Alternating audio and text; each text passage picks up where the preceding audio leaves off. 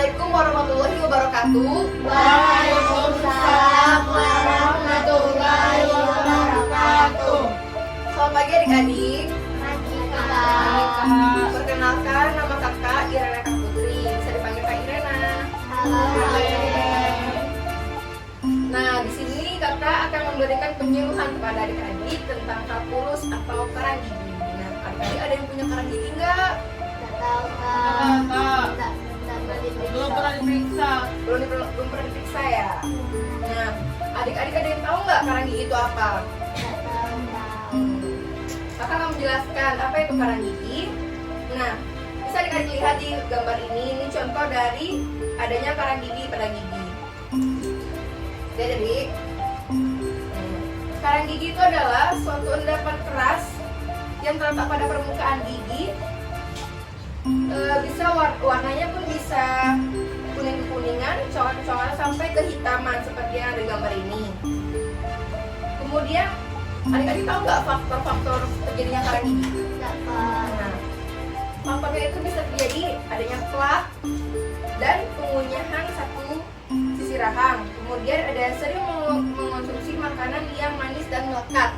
Contohnya seperti permen dan coklat. Adik-adik suka nggak coklat atau permen? Suka, Kak. Itu yang bisa menyebabkan terjadinya karang gigi. Dan yang terakhir ada cara dan waktu menyikat gigi yang tidak tepat. Nah, adik-adik tahu nggak menyikat gigi yang tepat itu kapan waktunya? Nggak tahu, Kak. Menyikat gigi yang tepat itu bisa dilakukan pagi hari dan malam hari. Paginya sesudah sarapan dan malam sebelum tidur. Itu cara menyikat gigi yang tepat. Kemudian ada proses terjadinya karang gigi. Nah, proses terjadinya karang gigi itu terbentuknya karang gigi itu mulai dari sisa makanan yang menempel pada gigi dan dicampur dengan air liur dan menjadi kuman dalam waktu 10-5 menit. Nah, itu akan menjadi karang gigi adik-adik. Kemudian apa sih akibat yang ditimbulkan dari adanya karang gigi? Nah, ada yang tahu nggak? Nggak. Nah, dari akibat yang ditimbulkan adanya karang gigi itu bisa menyebabkan bau mulut.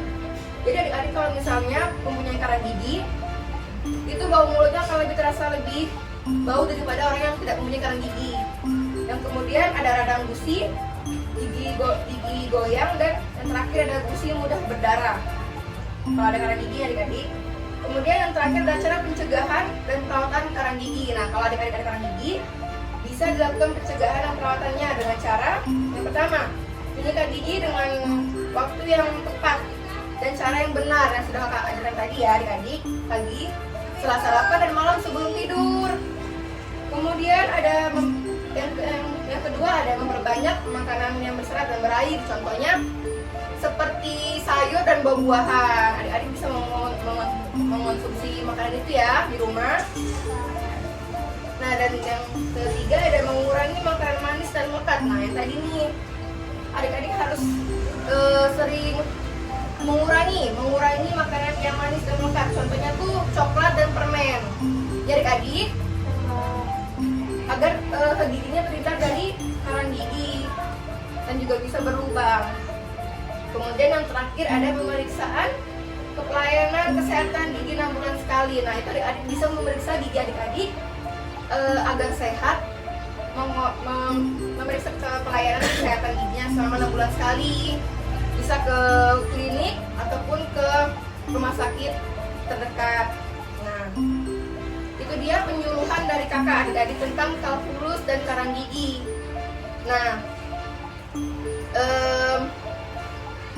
sebelumnya adik-adik ada yang tahu tadi yang sudah kakak jelaskan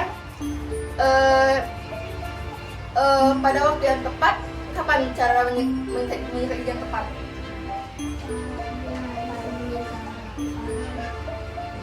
Dan malam sebelum tidur, ya benar. Jadi cara menyikat gigi yang benar itu adalah pagi setelah sarapan dan malam sebelum tidur ya adik-adik. Kakak harap penyuluhan kakak ini bisa adik-adik terapkan di rumah dan bermanfaat bagi adik-adik. Nah, sekian penyuluhan dari kakak. Kakak akhiri. Wassalamualaikum warahmatullahi wabarakatuh. Waalaikumsalam warahmatullahi